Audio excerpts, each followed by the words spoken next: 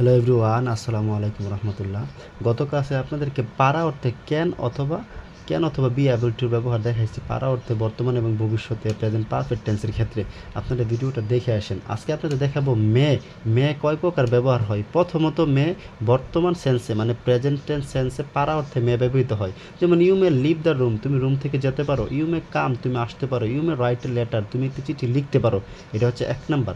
2 নম্বর হচ্ছে মেবি অথবা maybe বার্বের ING সম্ভাবনা বোঝাতে ব্যবহৃত হয়। সম্ভাবনা বোঝাতে মেবি অথবা মেবির সাথে বার্বের আইএনজি ব্যবহৃত হয়। যেমন কোনো কাজের সম্ভাবনা বোঝালে দে মে বি প্লেয়িং নাও, তারা হয়তো এখন খেলতে পারে। They may be writing a letter, তারা হয়তো এখন একটা চিঠি লিখতে পারে। They may be going there, তারা হয়তো সেখানে যেতে পারে। কর্মের সম্ভাবনা বোঝাইলে তখন মেবি বার্বের আইএনজি হয়। আর ব্যক্তি সম্ভাবনা বোঝাইলে যেমন who is knocking the door, কে দরজায় কড়া নাড়তেছে। ইট মে বি হৃদয়, এটা নিশ্চয়ই হৃদয় হবে। তার মানে হু ইউ মে বি, তুমি যেই হও না কেন।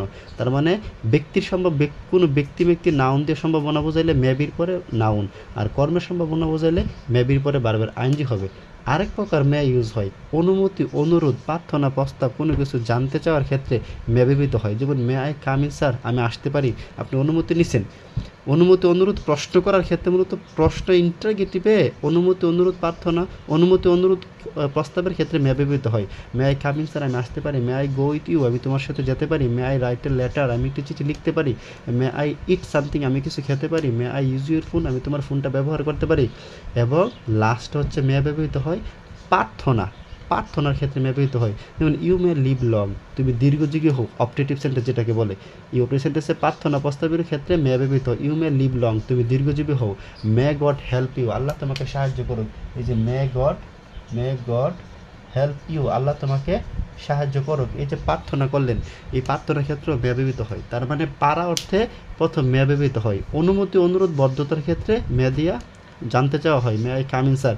আবার সম্ভাবনা বোঝাইলে মেবির পরে আইনজি হয় বার্বের সাথে। ব্যক্তি সম্ভাবনা বোঝাইলে মেবি হয়। তাছাড়া প্রার্থনা প্রস্তাবের ক্ষেত্রে মে ব্যবহৃত হয়। এই 4 প্রকার মেয়ের ব্যবহার ছাড়া আর কোনো মেয়ের ব্যবহার নাই। তার আগে আপনাদেরকে পড়াইছি ক্যান এবং বি এবল টু পারা অর্থে। ওই পারা এবং এই পারার মধ্যে একটু পার্থক্য আছে। 2টা ভিডিও দেখে খাতায় নোট করে নেন, ইনশাল্লাহ আপনি কথা বলার ক্ষেত্রে অনেক কাজে দিবে। এটা একটা মডেল অক্সিলারি ভার্ব। ভালো লাগলে আগের ভিডিওটা দেখে আমার ক্লাসটা পেজটা ফলো করেন। আসসালামু আলাইকুম রহমতুল্লাহ।